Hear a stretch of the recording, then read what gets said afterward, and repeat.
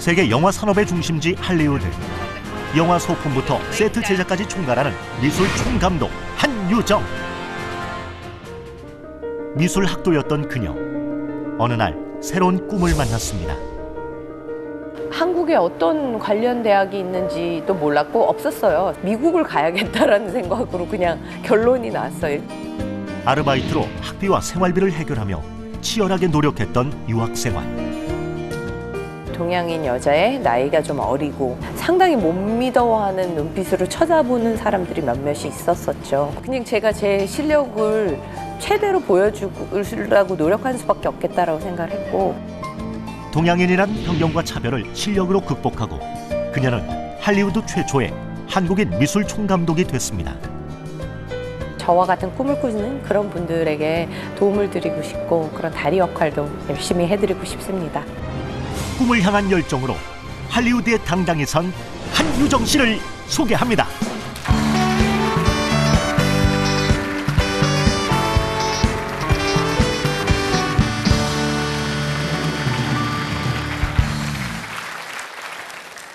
할리우드 하면은 뭐 우리가 다 아는 것처럼 세계 영화 산업의 중심인데요. 거기에서 그 외국인이 사실 스텝으로 일한다는 것 자체도 어려운 일인데 미술 총감독이라는 책임자를 맡는다는 건 그건 진짜 드문 일 아닙니까? 예, 어떻습니까? 그렇습니다. 네. 한국인도 네. 굉장히 한국인은 물론 물론이고. 적을 뿐이고 동양인도 손에 꼽을 정도로 굉장히 적습니다. 그러니까요. 흔한 말로 네. 맨 땅에 헤딩한다 그런 식으로 제가 시작을 했는데요. 네. 아무것도 가진 것 없는 그것에서 한국인으로 미술 총감독이 되기까지 네. 겪은 일들과 네, 네. 느낀 점들을 네. 여러분들께 오늘 이야기하고자 합니다. 그 헐리우드에서 사실 그 있었던 에피소드들 참 많았을 텐데요. 자, 어떻게 해서 미술 총감독까지 이렇게 맡게 되셨는지 그 얘기를 한번 들어보도록 하겠습니다. 자, 자리로 이동하시기 바랍니다.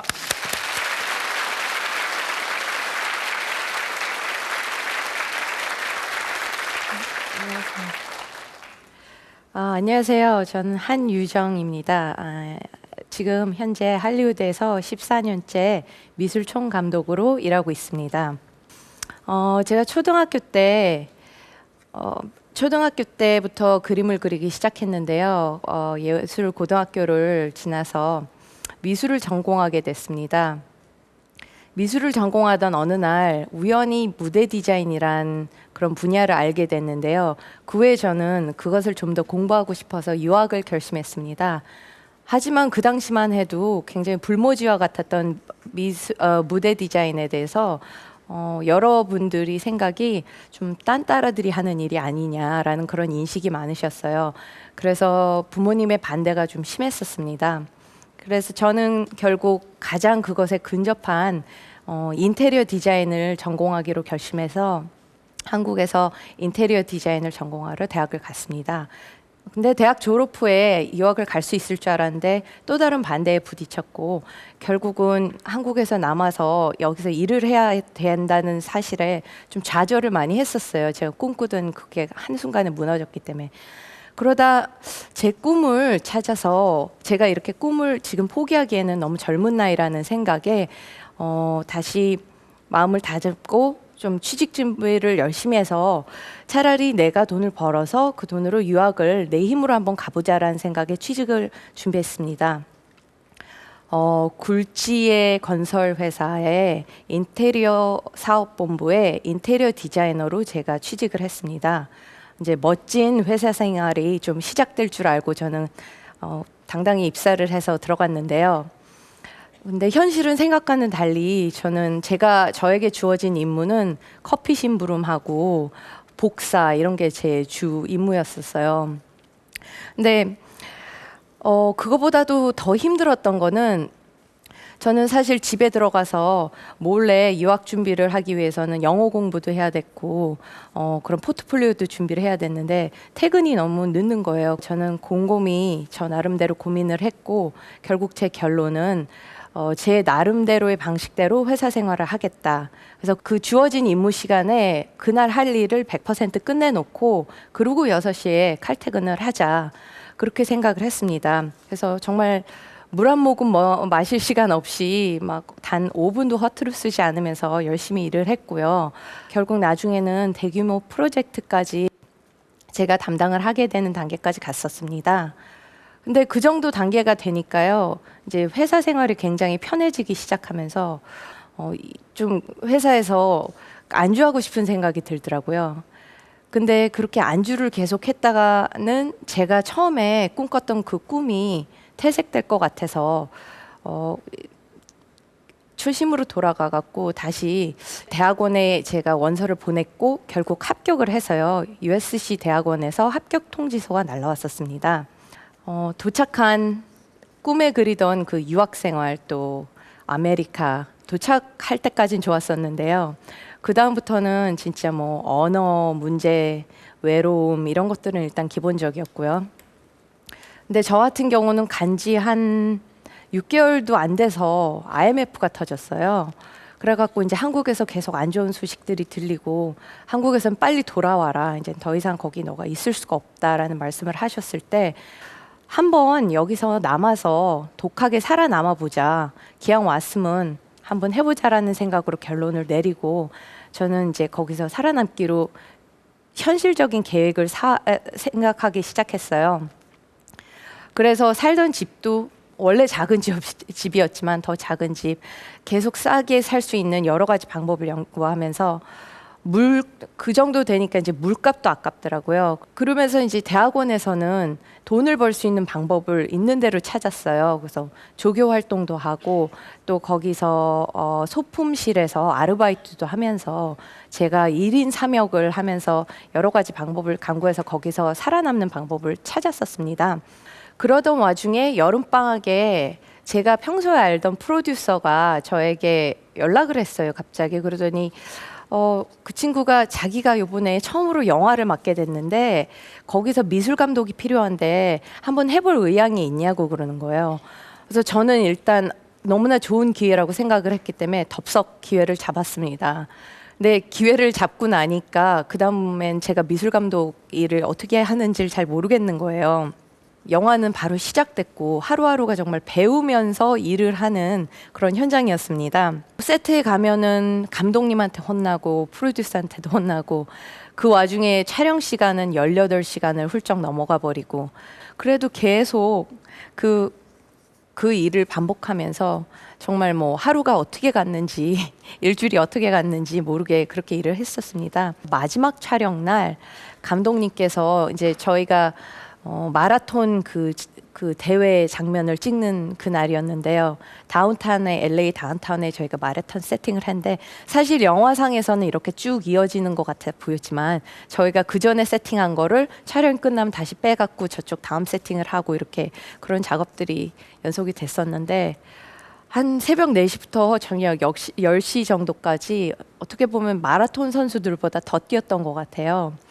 그렇게 뛰고 나니까 결국 마지막에는 이제 감독님 입에 10개지만 미소가 지어져서 좀 만족하셨었습니다. 그 이후에 바로 연이어서 저한테 리틀 히로스라는 작품이 또 들어왔습니다. 그 영화 같은 경우는 제가 이제 학기 시작할 때 들어왔어요. 그래서 대학원을 다니면서 이 영화를 했어야 돼갖고 사실 굉장히 부담이 컸었습니다. 처음에는 좀 고사를 할까 했지만 이런 기회가 저에게 주어진다는 거는 앞으로도 없을 일일 수도 있을 것 같아서 정말 용기를 내서 다시 한번 도전을 해봤었습니다. 하루에 한 15시간 정도 촬영을 했는데 학교에서 수업을 받고 부랴부랴 뛰어서 또 저쪽 세트장에 뛰어가서 점검을 하고 또 세트가 어느 정도 점검이 끝나면 또 바로 수업을 들으러 뛰어오고 이런 생활이 반복이 됐었는데 그러던 중에 정말 어느 날은 제가 수업을 듣다가 세트로 막 마음이 급해갖고 운전을 막 급하게 하다가 프리웨이라고 이런 고속도로에서 제 차가 360도가 돈 적도 있었어요. 그래갖고 정말 죽을 뻔하다 살아났었는데 다행히 다친 데는 없고 그러지만 저는 또 그래도 빨리 세트에 가야 된다는 생각에 세트에 뛰어가서 아무 일 없었던 것 마냥 또 그 세트에서 다시 일을 하고 그렇게 만신창이가 된 어찌 보면 몸을 가지고 하루하루를 이겨내면서 어떻게 보면 힘들지만 또 즐겁게 할리우드에서 한국인 최초의 미술 총감독으로 데뷔를 했습니다. 지금 현재 할리우드에서 활동하는 미술 총감독 중에 동양인 수는 굉장히 한 손에 꼽을 정도로 적습니다. 왜냐하면 할리우드 자체가 남자가 대부분이고요. 그 남자 속에서 또 백인이 대다수를 이루는 그런 환경입니다. 촬영 현장에 가면 미국인이 대부분인데요. 그 중에 이제 눈에 띄는 제가 가서 저는 작은 실수 하나만 해도 그때 소품 떨어뜨렸던 그 동양인 여자애, 이렇게 굉장히 실수가 눈에 띄는 그런 존재입니다. 한 번은 또 그런 적이 있었어요. 제가 미술 감독으로 일했었을 때인데 갑자기 감독님이 저한테 오시더니 회계장부에서 한 3,000불이 빈다고 그러시는 거예요. 그래서 왜 저한테 와서 그런 말씀을 하시냐 그랬더니 제 이름으로 제가 3,000불을 가져갔대요. 근데 저는 그런 적이 없었거든요. 장부를 하나하나 꼼꼼히 보는데 3,000불 옆에 적혀 있는 이름은 딱 하나인데 M, 홈이라고 써 있었어요. 그게 제 이름이 아니잖아요. 근데 그들이 볼 때는 그냥 쓱 지나가면서 본 동양인의 이름, 홈을 보니까 그냥 한하고 비슷해서 그냥 대충 저라고 그냥 당연히 생각을 해버리셨더라고요. 그게 결국은 사실 뭐예요? 동양인에 대한 편견이잖아요, 어찌 보면. 그런데 그런 동양인에 대한 편견이 있었던 그런 할리우드지만 또 냉혹하고 굉장히 살벌한 그런 곳이지만 결국 저는 그것에 제가 대처할 수 있는 오로지 한 가지 방법은 실력으로서 제 일을 완벽하게 하고 그 일을 관리하고 당당히 그들에게 맞서는 방법밖에 없다고 생각했었습니다. 그래서 저는 결국 살아남았고요. 지금 현재까지 14년째 미술 총감독으로 일을 하고 있습니다.